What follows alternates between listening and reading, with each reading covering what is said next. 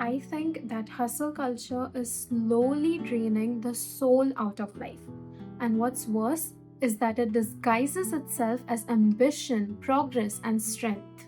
On the surface, it tells you to go after your dreams, work hard while others sleep, grind now and rest later. But underneath all of that, it's slowly whispering to you that your worth is only as good as your latest achievement. And that mindset, it doesn't only push you, but it also hollows you out.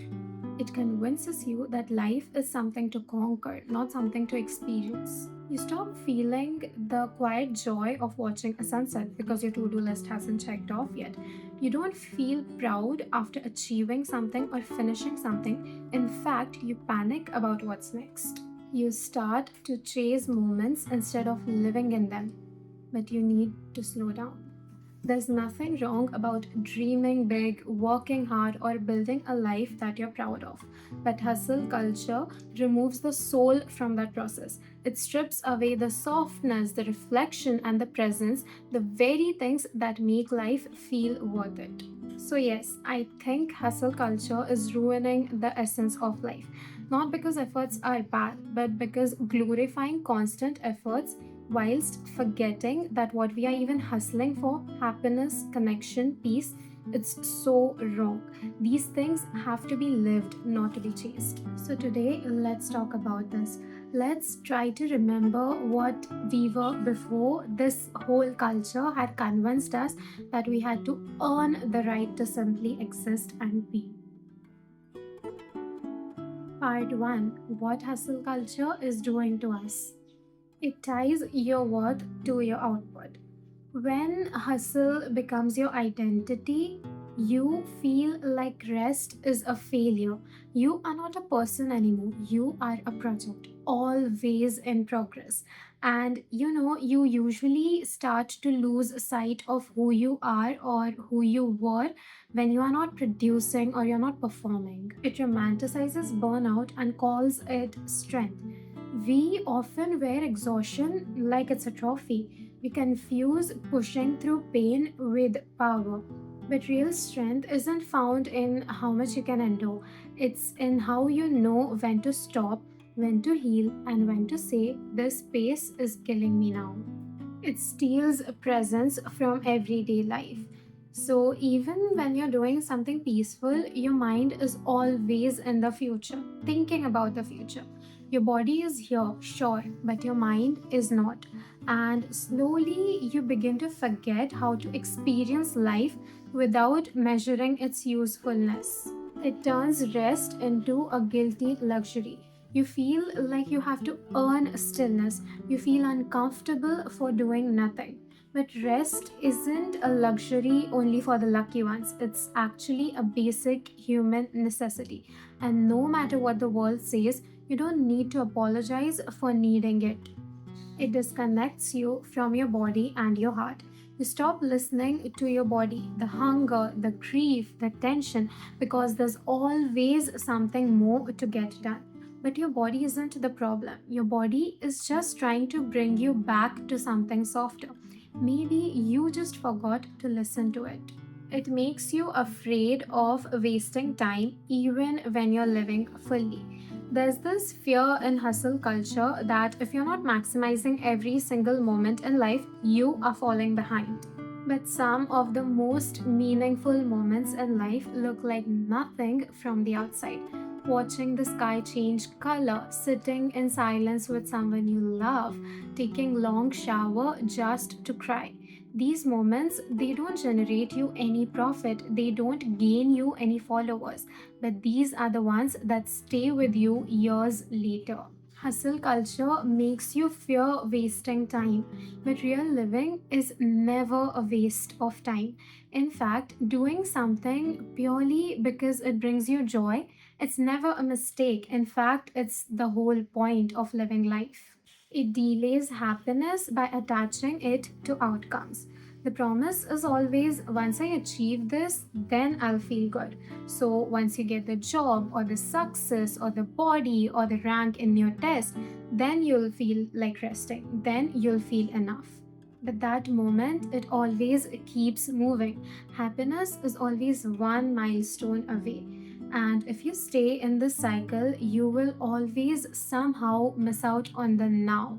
But what if peace isn't a reward? What if it's something that you need to choose right now, even before everything is perfect, even before you have achieved every single thing you wanted to? Hustle culture often tricks you into believing that you have to suffer your way into happiness. That's not how it works. Joy isn't found at the finish line, it's often scattered throughout the journey, and for you to notice it and to gather it, you need to slow down.